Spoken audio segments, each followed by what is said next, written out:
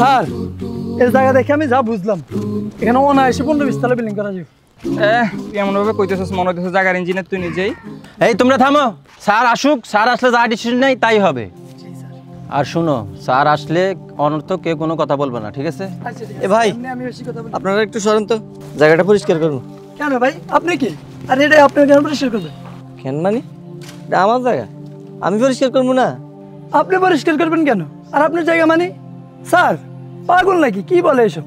কি বলেন ভাই? এটা আমার জায়গা, এটা আমার বাপ দাদা থেকে পাওয়া সম্পত্তি, আমি পরিষ্কার করবো না? দেখেন ভাই, আমরা কিছুদিন আগে রিফাত সাহেবের কাছ থেকে এই জমিটা কিনেছি। আপনি শুধু শুধু ঝামেলা করেন না তো ভাই, যান। কি কি কইতেছেন এগুলা? রিফাত সাহেব মানে আমার ভাই রিফাত না?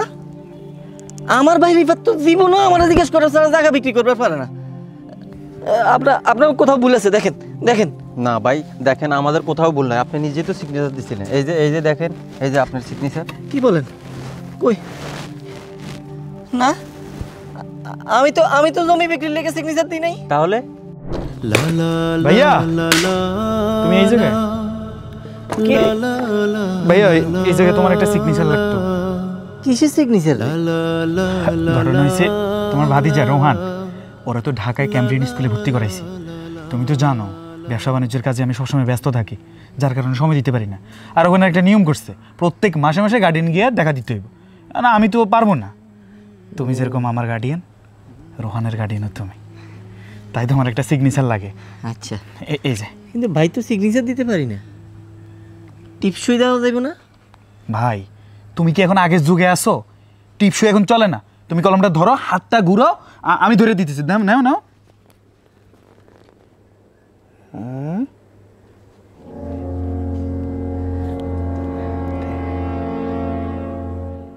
ওকে ওকে, হয়েছে। আমার রোহানের কথা কি লিখছে পড়ে শোনা? তোমার তো শোনা লাগবো না, সিগনেচার দিছো, তোর সমস্যা কি? আমি যাই তাহলে। আচ্ছা তাহলে পড়ে শোনানো লাগবে না, আমি প্রত্যেক মাসে মাসে আমার ভাতিদের গিয়ে দেখে আসবো।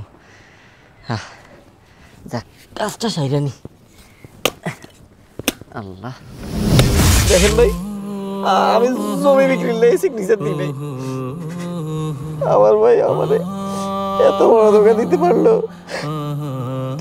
দেখেন ভাই, মন খারাপ করিয়েন না, এটা লক্ষ টাকার জায়গা, চাইলেও এই জমি ছেড়ে দেওয়া সম্ভব না।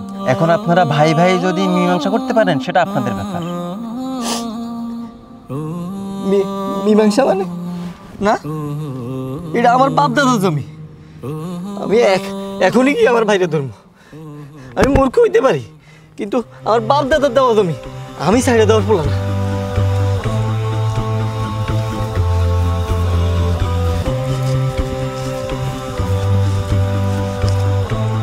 এ রিফাত কই রে?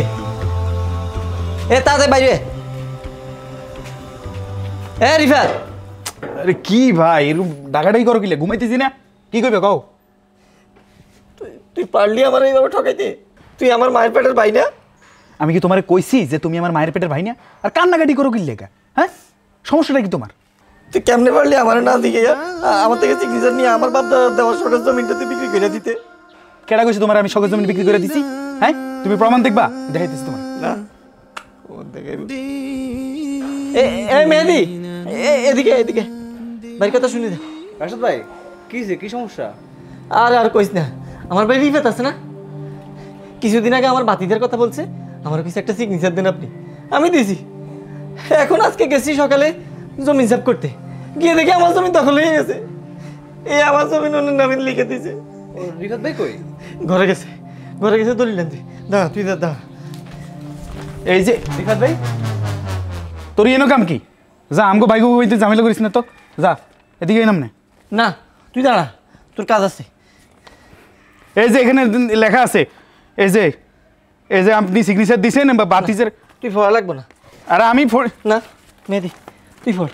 আরে ও কি পড়বো? আমি পড়ি শুনিলে হয় না? না না আমি না, তুই পড় ভাই। আমি দেখতে তোর উপর আমার কোনো বিশ্বাস নাই, তুই পড়। কি লেখা আছে আমার শোনা। ভাই এখানে লেখা আছে 10ই অক্টোবর 2025 মোহাম্মদ শহীদুল্লাহর ছেলে রিফাত এবং রাশেদ মোহাম্মদ কফিলউদ্দিনের ছেলে রাতুলের নিকট 27 লক্ষ টাকা বাবদ এই জমি বিক্রয় করা হলো। রাশেদ ভাই, এখানে তো দেখি আপনার সিগনেচার আছে। কি কস দেখ এটা না হ্যাঁ এই সিগনেচার আমি এটার লেগে দিই নাই, আমি এই জমিন বিক্রি করে নেই। আমার কাছে আমার বাতিদের কথা বলে আমার এই সিগনেচারটা নিয়ে গেছে। তুই কেমনে পারলি আমার থেকে এটা নিতে? তুই কেমনে পারলি আমার লোকে এই বেমানিটা করতে? তুই কইলে কি আমি তোর এই জমিনটা লিখে দিতাম না?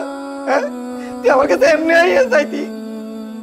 রিফাত ভাই, আপনি একজন শিক্ষিত মানুষের এটা কি করলেন? ভাই, ঠকানোর তো একটা লিমিট থাকে।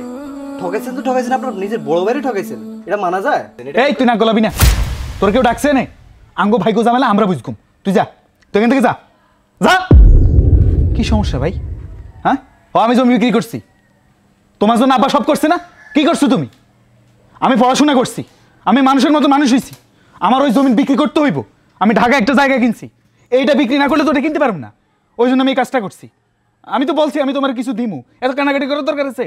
জায়গা বা জায়গায় তুমি কান্নাকাটি করতেছো, জায়গা জায়গায় বলে বেড়াইতেছো, সমস্যা কি? আরে বেইমান, তুই কেমনে পারলি আমার সাথে এটা করতে? আমার বাতিদের কথা বলে তুই আমার থেকে সিগনেচারটা নিলি। আজকে বুঝলাম পড়ালেখার কি মূল্য। নিজে পড়ি নাই, তোরে ঢাকা নিয়ে ভর্তি করাইছি, ভালো স্কুলে ভর্তি করাইছি, এরপরে কলেজে পড়াইছি।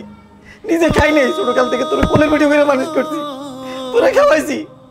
তুই কিভাবে ভালো থাকবি ঢাকা, ওইটার ব্যবস্থা আমি করছি, নিজে কষ্ট করছি, খেতে খামারে বদলে দিছি, তোরে কষ্ট পাইতে দেয়নি, তোর গায়ে একটা ফুলের আসর করতে দিই নাই। তুই কেমনে করলি আমার লাগে এটা? তুই আমার এসে বললে আমি কি দিতাম না ধরে? বেঈমান, আল্লাহর কাছে কম, তোর কাছে আর কই লাভ নাই, আল্লাহর কাছে কম, আল্লাহ দিব, আল্লাহ তোর দেখে নিব। এই বেঈমান, দাঁড়া, আমার ঘর ভিডিওটাও লেখে নে, এটা থাকবো কি লেখা? তোর মতো বেঈমান থাকলে এইসব কাগজ, এইসব প্রমাণ দিয়ে কি হইব? যা নিয়ে যা, এগুলো নিয়ে যা। ভাইয়ের কাছ থেকে অন্যায়ভাবে নেওয়া প্রতিটি কণা কিয়ামতের ময়দানে আগুন হয়ে ফিরবে।